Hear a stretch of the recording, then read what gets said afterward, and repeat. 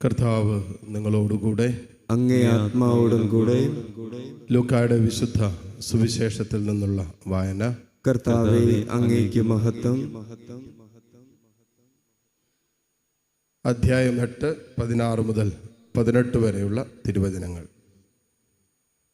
ആരും വിളക്ക് കൊളുത്തി പാത്രം കൊണ്ട് മൂടുകയോ കട്ടിലിനടിയിൽ വയ്ക്കുകയോ ചെയ്യുന്നില്ല.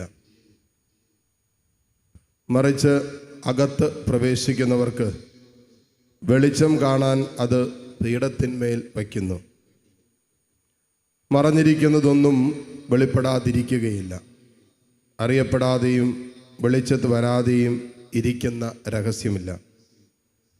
ആകയാൽ നിങ്ങൾ എപ്രകാരമാണ് കേൾക്കുന്നതെന്ന് സൂക്ഷിച്ചുകൊള്ളുവിൻ.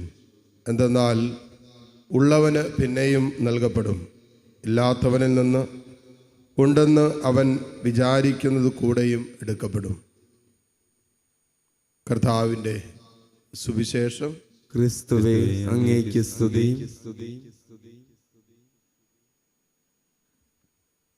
മിശിഹായിൽ ഏറ്റവും സ്നേഹമുള്ള മാതാപിതാക്കളെ, സഹോദരി സഹോദരങ്ങളെ, നമ്മളിന്ന് വായിച്ചു കേട്ട സുവിശേഷ ഭാഗം നമ്മുടെ ക്രിസ്തീയ ജീവിതത്തിൻ്റെ ഏറ്റവും പ്രധാനപ്പെട്ട ഒരു സന്ദേശം നമുക്ക് തരുന്നുണ്ട്. നമ്മൾ വായിച്ചു പോകുമ്പോൾ ചില ചോദ്യങ്ങൾ നാം നമ്മളോട് തന്നെ ചോദിക്കുകയും ഒരു സെൽഫ് റിഫ്ലക്ഷൻ, ഒരു ഒരു ആലോചനയ്ക്ക് നമ്മൾ ഉപകാരപ്പെടുത്തുകയും ചെയ്യുവാണെങ്കിൽ ഇന്നത്തെ വായന വളരെയധികം നല്ലതാണ് നമ്മുടെ ആത്മീയ വളർച്ചയ്ക്ക്. ഇത് ആരംഭിക്കുന്ന ഇങ്ങനെയാണ്: ആരും വിളക്ക് കൊളുത്തി അത് പാത്രം കൊണ്ട് മൂടുകയോ കട്ടിലിനടിയിലോ വയ്ക്കാറില്ല. ഇതിനകത്ത് ആദ്യം നമ്മൾ ചോദിക്കേണ്ട ഒരു ചോദ്യം, നമ്മുടെ വിളക്കുകൾ ഇന്നും കത്തി തന്നെയാണോ നിൽക്കുന്നതെന്നുള്ളതാണ്. കത്തിയിട്ടുണ്ടെങ്കിൽ അത് മറ്റുള്ളവർക്ക് പ്രകാശമാവുന്നുള്ളൂ. അപ്പോൾ കർത്താവിനോടുള്ള ബന്ധത്തിൽ ഈ വിളക്ക്, വെളിച്ചം എന്നൊക്കെ പറയുന്നത് ഈശോ തന്നെയാണ്. യോഹന്നാന്റെ സുവിശേഷം 8-ാം അധ്യായം അതിൻ്റെ 12-ാമത്തെ വചനം നാം വായിക്കുമ്പോൾ ഈശോ പറയും, ഞാൻ ലോകത്തിൻ്റെ പ്രകാശമാണ്, വെളിച്ചമാണ്. ഈ വെളിച്ചം കത്തുന്നുണ്ടോ എന്നുള്ളതാണ് ചോദ്യം. അതായത് ക്രിസ്തു എന്നിലും നിങ്ങളിലും, ക്രിസ്തുവിൻ്റെ വചനം, അവൻ്റെ സ്നേഹം, അവൻ്റെ കരുണ, ദയ, നന്മ, ഇതൊക്കെ എന്നിലും നിന്നിലും കത്തുന്നുണ്ടോ എന്നുള്ളതാണ് ആദ്യത്തെ ചോദ്യം. വിളക്ക് കൊളുത്തിയാലല്ലേ അത് അവന് പ്രകാശമായിട്ട് മാറാൻ പറ്റുള്ളൂ. കത്തുന്നുണ്ടെങ്കിലല്ലേ അവന് പ്രകാശം ലഭിക്കുകയുള്ളൂ. അപ്പോൾ ഇന്നത്തെ സുവിശേഷത്തിൽ ആദ്യം നമുക്ക് ചോദിക്കാൻ പറ്റുന്ന ചോദ്യം, നമ്മുടെ വിളക്കുകൾ യഥാർത്ഥത്തിൽ ക്രിസ്തുവിൻ്റെ സ്നേഹത്തിൽ പ്രകാശിക്കുന്നുണ്ടോ? ഈ ചോദ്യത്തിന് നമ്മൾ ആദ്യം ഉത്തരം കണ്ടു. ഇത് പ്രകാശിക്കുന്നുണ്ടെങ്കിൽ അത് നമ്മുടെ ജീവിതം കൊണ്ട് വെളിപ്പെടുത്തപ്പെടും. അത് രണ്ടാമത്തേത്. ശരിക്കും നമ്മൾ പ്രകാശിക്കുന്നുണ്ട് എങ്കിൽ സുവിശേഷത്തിലൂടെ കടന്നു പോകുമ്പോൾ അടുത്തത് നമ്മൾ ആത്മശോധന ചെയ്യേണ്ട വിഷയവും സുവിശേഷം വെളിപ്പെടുത്തി തരുന്ന സംഭവം എന്താണെന്ന് ചോദിച്ചാൽ, നമ്മൾ യഥാർത്ഥത്തിൽ പ്രകാശിക്കുന്നുണ്ടെങ്കിൽ നമ്മുടെ പ്രകാശത്തിൽ അപരന് നടക്കാൻ പറ്റുമെന്നാണ് പറഞ്ഞത്. നമ്മൾ പ്രകാശിച്ചാലേ നമ്മുടെ പ്രകാശത്തിൽ അവരെ നടക്കാൻ പറ്റുള്ളൂ.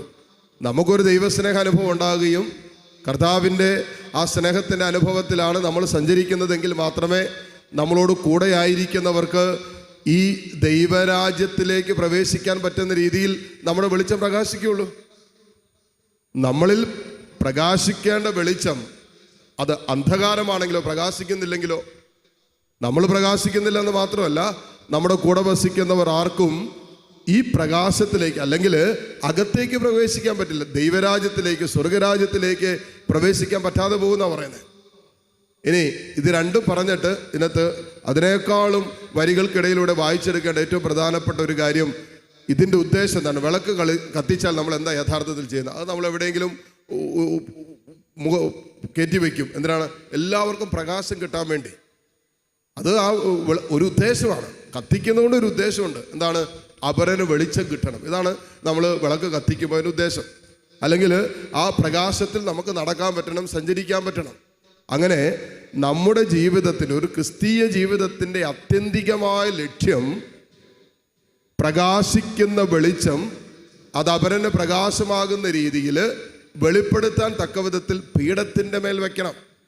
മത്തായിയുടെ സുവിശേഷം 5-ാം അധ്യായം 16-ാമത്തെ തിരുവചനത്തിൽ വളരെ വ്യക്തമായിട്ട് മത്തായി ശ്ലീഹ പറയുന്നുണ്ട്, മറ്റുള്ളവരുടെ മുമ്പിൽ നിങ്ങളുടെ വെളിച്ചം പ്രകാശിക്കുമ്പോൾ അതിലൂടെ സ്വർഗസ്ഥനായ പിതാവ് മഹത്വപ്പെടുന്നു. നിങ്ങൾ പ്രകാശിക്കുമ്പോൾ എന്താ സംഭവിക്കുന്നത്? സ്വർഗസ്ഥനായ പിതാവ് മഹത്വപ്പെടേണ്ടതിന് നിങ്ങളുടെ വെളിച്ചം അവരുടെ മുമ്പിൽ പ്രകാശിക്കട്ടെ എന്നാ പറയുന്നത്. ഇവിടെ ഒരു ക്രിസ്തീയ ജീവിതത്തിന്റെ ലക്ഷ്യം എന്താണെന്ന് നമ്മൾ മറക്കരുതെന്ന് കൂടി സുവിശേഷം നമ്മുടെ മുമ്പിൽ ഓർമ്മപ്പെടുത്തുന്നുണ്ട്. നിരന്തരമായി ക്രിസ്തുവിൻ്റെ പ്രകാശത്തിലായിരിക്കുകയും നമ്മുടെ ഉള്ളിൽ ഈ പ്രകാശം നിറയണം, നമ്മുടെ ഉള്ളിൽ ഈ സ്നേഹം നിറയണം, നമ്മളുടെ ഉള്ളിൽ ഈ വിശ്വാസത്തിൻ്റെ ധൈര്യമൊക്കെ നിറയുമ്പോൾ നമുക്ക് എളുപ്പമാണ് നമുക്ക് മുന്നോട്ട് പോകാൻ, തട്ടി വീഴാതെ. അതാണ് ഏറ്റവും പ്രധാനപ്പെട്ട. മാത്രമല്ല, നമ്മൾ പ്രകാശിച്ച് നിൽക്കുമ്പോൾ നമ്മുടെ കൂടെ നടക്കുന്നവർക്കും തട്ടി വീഴാതെ നമ്മുടെ ഒപ്പം നടക്കാൻ പറ്റും. പാപത്തിൽ വീഴാതെ, അശുദ്ധിയിൽ വീഴാതെ, ദൈവസ്നേഹത്തിനും സ്വർഗീയ യാത്രയ്ക്കും വിഘ്നം വരുത്തുന്ന രീതിയിലുള്ള എല്ലാ ജീവിതയാത്രകളിൽ നിന്നും വ്യതിചലിച്ചുകൊണ്ട് സ്വർഗത്തെ ലക്ഷ്യമാക്കി നാം ക്രിസ്തുവിൻ്റെ പ്രകാശത്തിൽ ക്രിസ്തുവാകുന്ന വഴിയിലൂടെ യാത്ര ചെയ്യുന്നത് പോലെ അപരനും നമ്മുടെ പ്രകാശത്തിൽ ഈ വഴിയിലൂടെ യാത്ര ചെയ്ത് സ്വർഗത്തിൽ പ്രവേശിക്കാൻ പറ്റും എന്നുള്ളതാണ് സുവിശേഷം നമ്മൾ ഓർമ്മപ്പെടുത്തുന്നത്. ആത്യന്തികമായ ക്രിസ്ത്യാനിയുടെ വിളി എന്താണ്? പ്രകാശത്തിലായിരിക്കുക.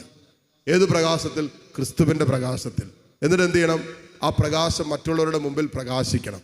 അപ്പോൾ സ്വർഗീയ പിതാവ് മഹത്വപ്പെടും.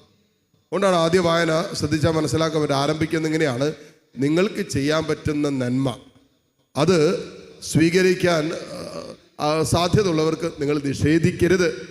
യാക്കോബ് ശ്ലീഹ 4-ാം അധ്യായം 17-ാമത്തെ വചനത്തിൽ പറയല്ലേ, അപരന് ചെയ്യേണ്ട നന്മ ഏതാണെന്ന് അറിഞ്ഞിട്ടും അത് ചെയ്യാതിരിക്കുന്നത് പാപമാണ്. മറ്റൊരു വാക്യം പറഞ്ഞാൽ, ക്രിസ്തുവിൻ്റെ പ്രകാശത്തിലായിരിക്കേണ്ട ഒരു ക്രിസ്ത്യാനി ക്രിസ്തുവിൻ്റെ പ്രകാശത്തിലല്ല എങ്കിൽ പാപമാണ്. ഒരു ക്രിസ്ത്യാനി ക്രിസ്തുവിൻ്റെ സ്നേഹത്തിൽ സഞ്ചരിക്കേണ്ടവനാണ്. അവൻ്റെ കരുണയും അവൻ്റെ ദയയും ആ ക്രിസ്തീയ മൂല്യങ്ങൾ, സുവിശേഷ മൂല്യങ്ങൾ ഹൃദയത്തിൽ സംഗ്രഹിച്ചുകൊണ്ട് ഏറ്റെടുത്തുകൊണ്ട് അതിൻ്റെ പ്രകാശം പ്രചരിപ്പിക്കുന്ന രീതിയിൽ സഞ്ചരിക്കേണ്ടവരാണ് ഒരു ക്രിസ്ത്യാനി. അപ്പം അതാണ് ലക്ഷ്യം. അത് മറന്നു പോകുന്നത് പാപമാണെന്നാണ് യാക്കോബ് ശ്ലീഹ പറയുന്നത്. അപ്പോൾ നമ്മുടെ ജീവിതത്തിൻ്റെ വിളി എന്താണ്, ലക്ഷ്യം എന്താണെന്ന് വളരെ കൃത്യമായിട്ട് ഇന്നത്തെ സുവിശേഷം നമ്മുടെ മുമ്പിൽ വെക്കുകയാണ്. സുവിശേഷത്തിൻ്റെ വെളിച്ചത്തിൽ, ക്രിസ്തുവിൻ്റെ വെളിച്ചത്തിൽ നമുക്ക് സഞ്ചരിക്കാൻ പറ്റണം. അത് കാണുമ്പോൾ അപരനും ഈ വെളിച്ചത്തിൽ സഞ്ചരിക്കാനുള്ള ഒരു ദാഹവും ഒരു പ്രേരണയും കിട്ടണം. കൊള്ളാലോ, ഇത്രയും സഹനങ്ങളിൽ, ഇത്രയും വേദനകളിൽ, ഇത്രയും അധികം പീഡനങ്ങളുടെ നടുവിലും ചെറുപുഞ്ചിരിയോടെ ഇവൻ്റെ ക്രിസ്തീയ ജീവിതം നയിക്കുന്നുണ്ടല്ലോ.